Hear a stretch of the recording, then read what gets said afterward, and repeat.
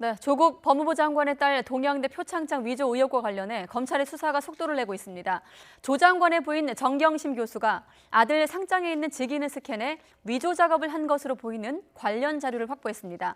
또 조 장관의 해명과는 달리 딸이 고려대에 들어갔을 때 제1저자로 이름을 올린 논문을 학교에 제출한 정황도 드러났습니다. 현장에 취재기자 나가 있습니다. 박기환 기자. 네, 서울중앙지검입니다. 네, 먼저 딸의 표창장, 이 정 교수가 직접 위조한 정황에 대해서 검찰이 수사하고 있다고요? 네, 그렇습니다. 검찰은 정경심 교수가 쓰던 사무실 컴퓨터에서 위조 혐의를 뒷받침하는 구체적인 자료를 확보했습니다. 검찰은 먼저 아들이 동양대에서 받은 상장을 스캔한 파일이 나왔고요. 이걸 컬러로 스캔해서 직인을 포함해 하단 부분만 따로 잘라낸 그림 파일이 발견된 것으로 알려졌습니다. 딸 표창장 내용이 적힌 한글 파일과 직인이 있는 하단부가 포함된 표창장 완성본도 압수수색을 통해 확보했습니다. 조 장관 딸과 아들은 각각 지난 2012년과 2013년 1년 간격으로 총장 직인이 찍힌 상을 받았는데요. 서로 다른 시기에 발급된 상장의 직인의 위치나 기울기가 정확히 일치하는 것으로 알려졌습니다.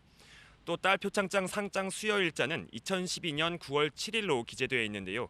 위조가 의심되는 딸 표창장 파일을 만든 시점은 2013년으로 아들이 상장을 받은 이후인 것으로 알려졌습니다. 이 시기는 정 교수의 딸이 서울대 의학전문대학원 입시를 준비하던 때로 검찰은 보고 있습니다. 검찰은 딸의 표창장에 적힌 활동 기간이나 프로그램 상당 부분이 사실과 다른 것으로 보고 있습니다. 검찰이 확보한 표창장은 정 교수의 딸이 부산대 의전원에 제출했던 사본뿐인 것으로 알려졌는데요. 정 교수 측에 원본 제출을 요청했지만 현재까지 제출하지 않고 있다고 검찰은 밝혔습니다. 검찰은 딸의 표창장이 부산대와 서울대 의전원 지원에 사용한 것으로 확인될 경우 사문서 위조 행사와 공무집행 방해 등 혐의를 추가해 검토할 것으로 알려졌습니다. 또 표창장에 적힌 시점을 범행 시점으로 봤던 기존 공소장과 시점이 달라지게 되는데요. 검찰은 새로 나온 정황을 토대로 시점과 공범 여부, 추가 혐의 등을 포함해 공소장을 변경할 예정입니다. 네, 이번엔 제1저자 등재 논문 관련 의혹도 살펴보겠습니다. 검찰 조사를 받은 고려대 입학사정관이 YTN 취재진과 전화 인터뷰를 했다고 하던데 어떤 얘기를 하던가요?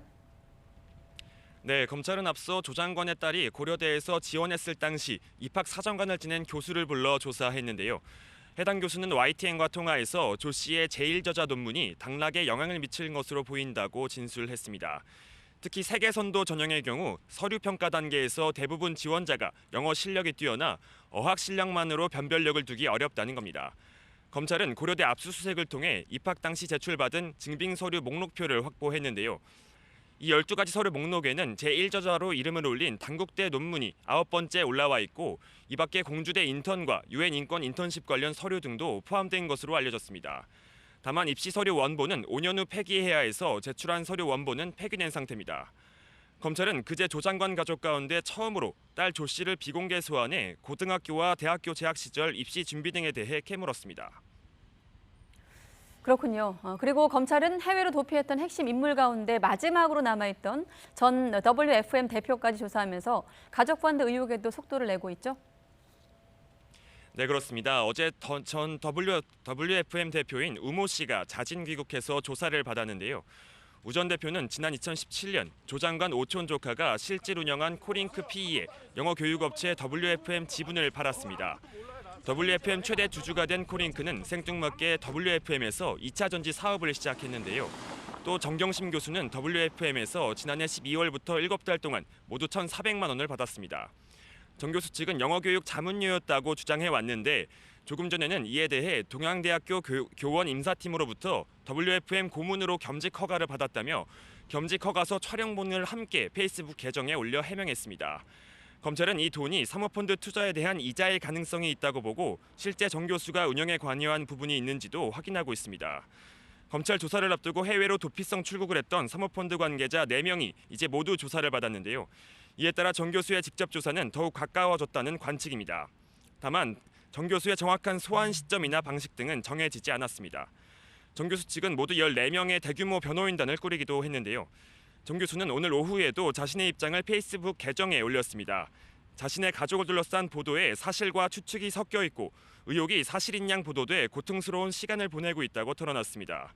그러면서 재판 과정에서 진실이 확인될 것이며 추측 보도로 가족들의 인권 침해를 그만해달라고 덧붙였습니다. 변호인들은 정 교수의 건강 상태가 좋지 않다고 말했는데요. 검찰은 이를 고려해 소환 시기와 방식을 정할 것으로 보입니다. 지금까지 서울중앙지검에서 YTN 박규환입니다.